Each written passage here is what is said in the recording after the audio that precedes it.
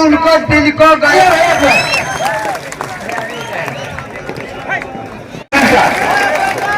एक और जोरदार चाय अब आपके बीच में आपको संबोधित करेंगे।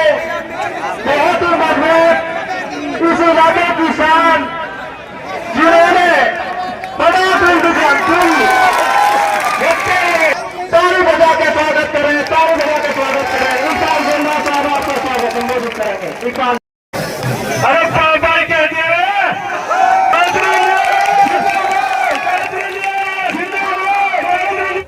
आज वो समय है कि राजनीति करवट ले रही है। हर आदमी इस तरफ सोचता है कि मैं गलत आदमी को ना चुन के एक अच्छे आदमी को चुनाव करूं, दो लोगों में से जो अच्छा है उस आदमी का चुनने का काम करूं, जैसा मुझसे पहले के वक्ताओं ने भी बताया। तो मैं आप लोगों से ये बताने आया हूं कि मुल्क ऐसी स्थिति में खड़ा है कि आप लोगों को बहुत सूझबूझ से फैसला लेने की जरूरत है। मुल्क आज ऐसी ताकतों के हाथ में है जो इस मुल्क को हिंदू मुस्लिम के नाम पर, नफरत के नाम पर बांट कर चलाना चाहते हैं, जो ऐसी नफरतें मुल्क में पैदा करना चाहते हैं ताकि इस मुल्क पर लंबे समय तक राज कर सकें। उन ताकतों को पहचान कर उन ताकतों के खिलाफ मेवात का हर इंसान, हमारा इतिहास रहा है, हम सांप्रदायिक और नफरत के खिलाफ हमारे बाप दादा लड़ते आए हैं और हम भी लड़कर दिखाएंगे इंशाअल्लाह इन नफरत की ताकतों के खिलाफ।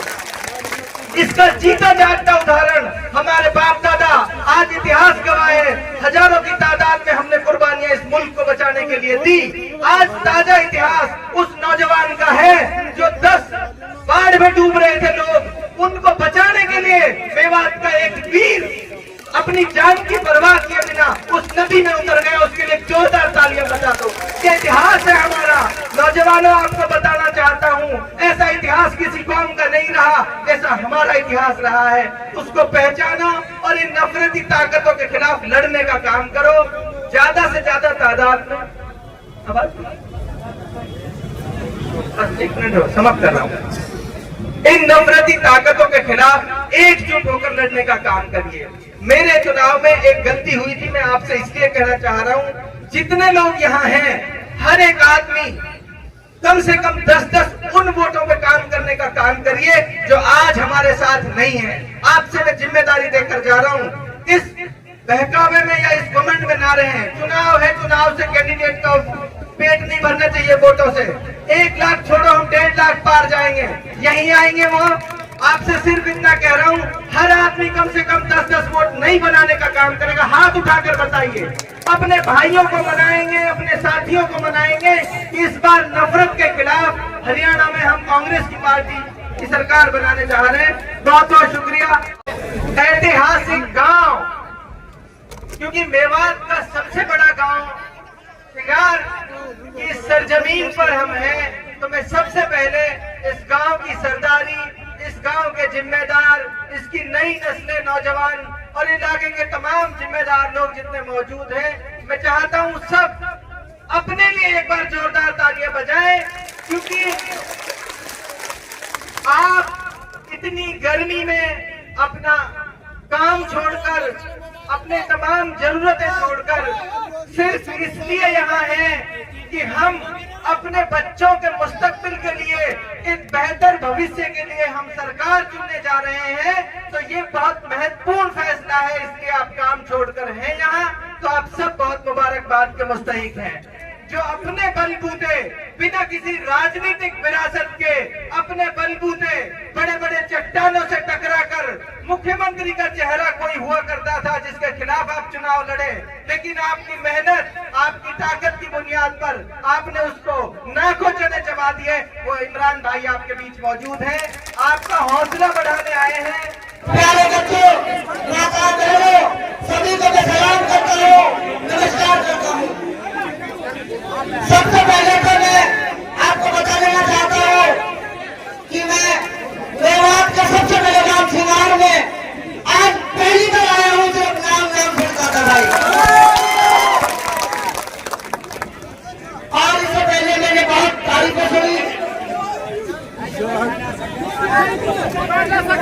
सबसे